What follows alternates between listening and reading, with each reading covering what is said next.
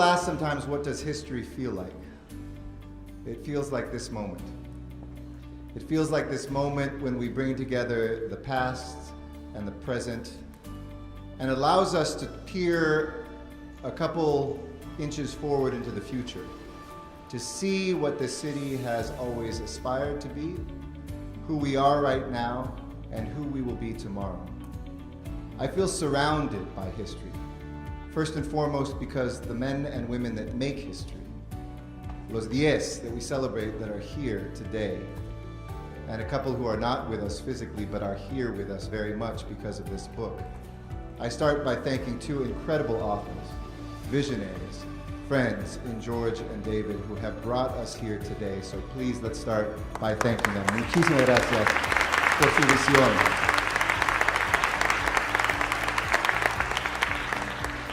That I would like to introduce co-author of this wonderful, wonderful book.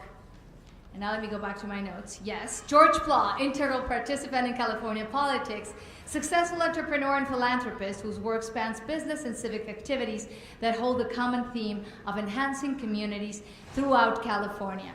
He is founder, president, and CEO of Cordoba Corporation, a statewide full-service engineering, construction management, and program management firm specializing in the delivery of infrastructure projects like transportation, education, water, and energy sectors too. And help me please in welcoming Mr. George Pla.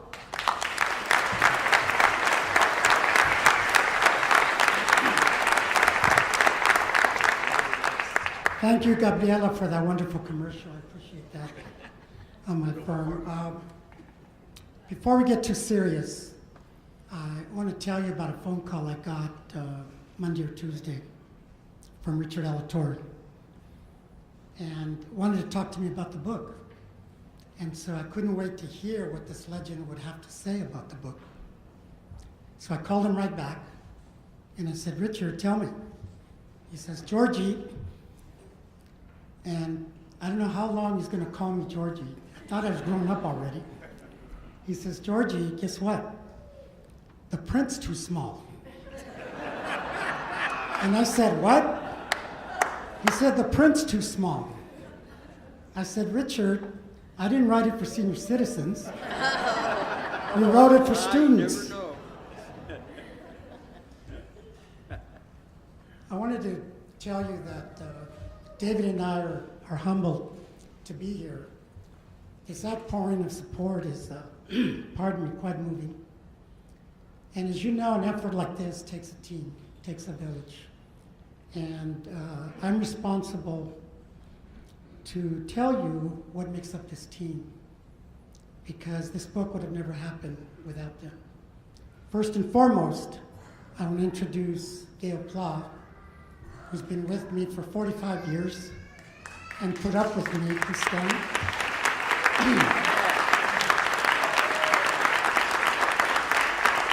The most beautiful grandmother you're ever going to see. And I want to introduce another member, an individual who's been with me all my life, always hovering over me. I don't know why. A cancer survivor, my sister, Romy Vega. Please stand.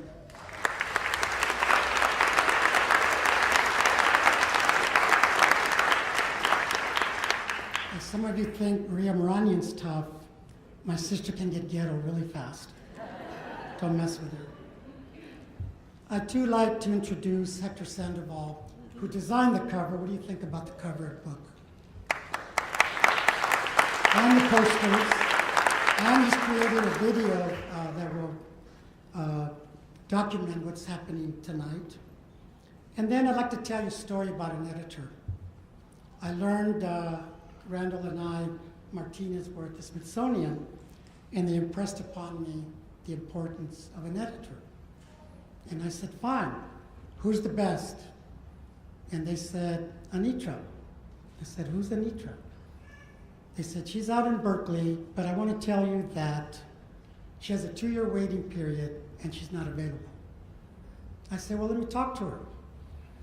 And she said, well, she's not available, but you can go ahead and talk to her. Oh, and besides, Anitra's about to edit my boyfriend's book, so she's really not available. So we flew out to Berkeley to meet with her. And frankly, I was expecting to meet Cruella LaVille. And she comes up, I'm looking through the window of this restaurant, and she comes up in her bicycle, in this nerdy bicycle hat. And I said, "That's the editor?" I said, "Yeah." So she sits with me and I explained to her the project. And she said, "I've not ever heard anything like it. I'll edit your book." And I got on the phone right away and called back to the lady in the Smithsonian, a curator, Dr. Mireya. I said, "I have bad news for you." She said, "I told you she wasn't available." I said, "No, she's not going to edit your boyfriend's book." Anitra, please step. Our editor.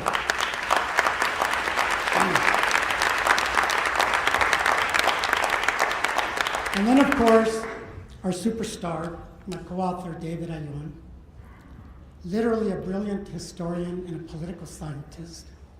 When you read the book and you say, "Wow," I want you to think about my good friend, my co-author, David Ayon.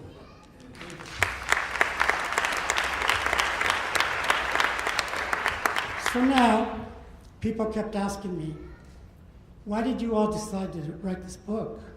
And when did you decide to do this?" And I want to share with you by way of a story.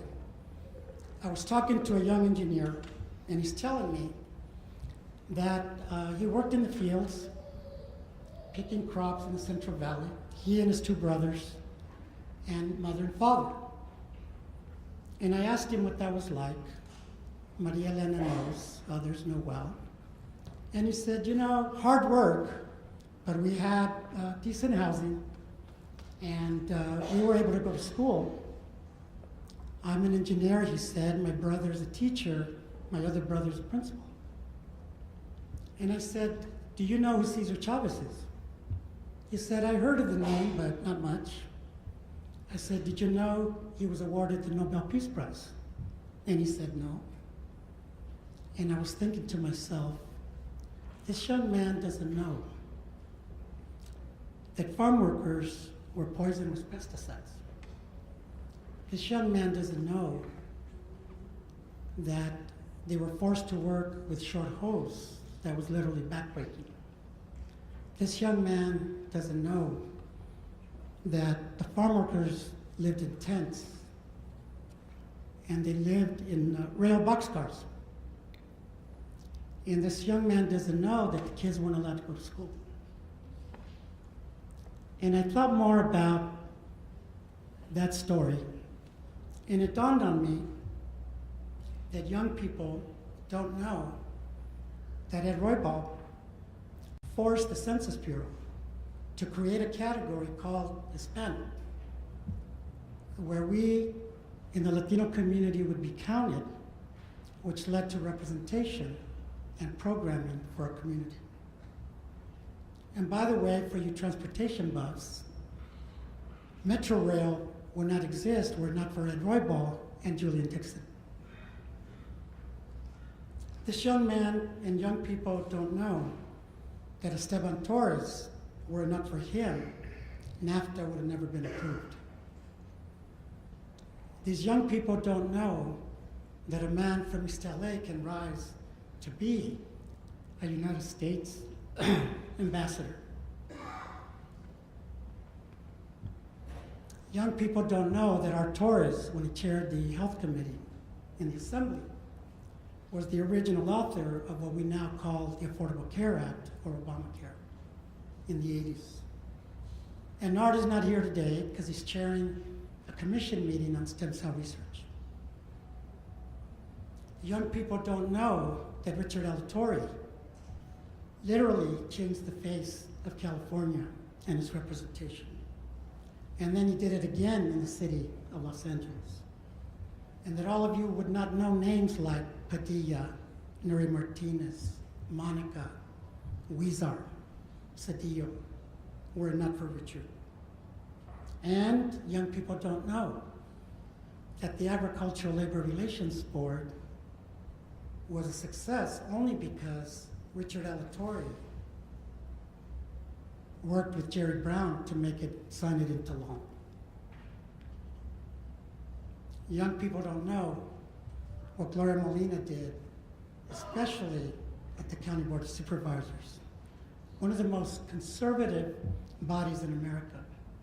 And she single-handedly changed the dynamic of that organization.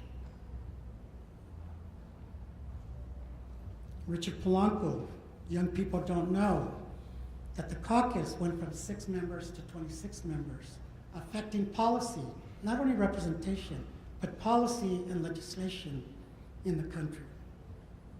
Fabian Nunez would have never been speaker. Bustamante would have never been speaker. Antonio would have never been speaker. But my favorite is that Richard Polanco chaired the first hearing on AIDS in America and got death threats. Maria Elena, Durazo, Miguel Contreras changed the face of labor in this region. And Antonio Villaraigosa, who would be here, but he's out of the country, will tell you he would never, ever be elected mayor were it not for Maria Elena and Miguel Contreras. And Antonio, I think Mayor Garcetti would agree that all the cranes and the transit systems and all that you see in the region was started and put forward by Antonio Villaraigosa.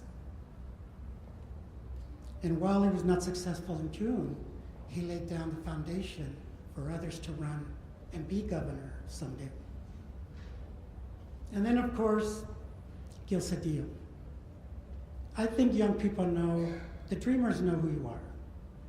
But I'm not sure that everyone knows how many times he pursued the driver licensing bill and how many governors vetoed his bill. And yet he wouldn't give it up. And his friends said, Gil.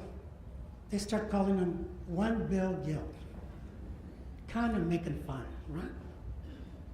Well, he showed them. Guess what he is today? He's 1 Mill Gil. And let me tell you why.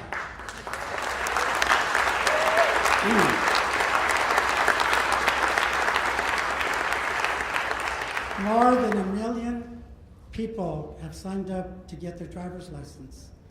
The ability to drive in dignity to work and to drive their children to school.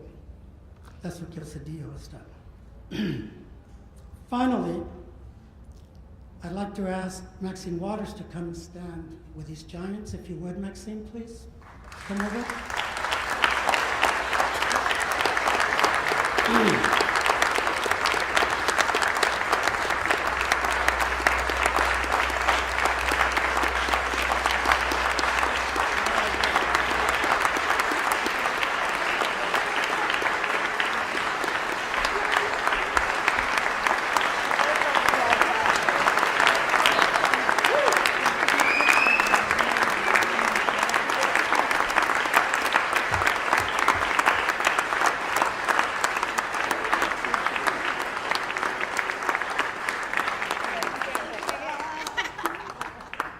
I wanted Maxine to be here with this group of giants, icons, because I want to be clear about what power shift means. Power shift is not about one group over another. As my good friend Leah Panetta said, and I quote, "These warriors have dedicated their lives to advancing democracy and providing access for everyone to the American dream." Thank you.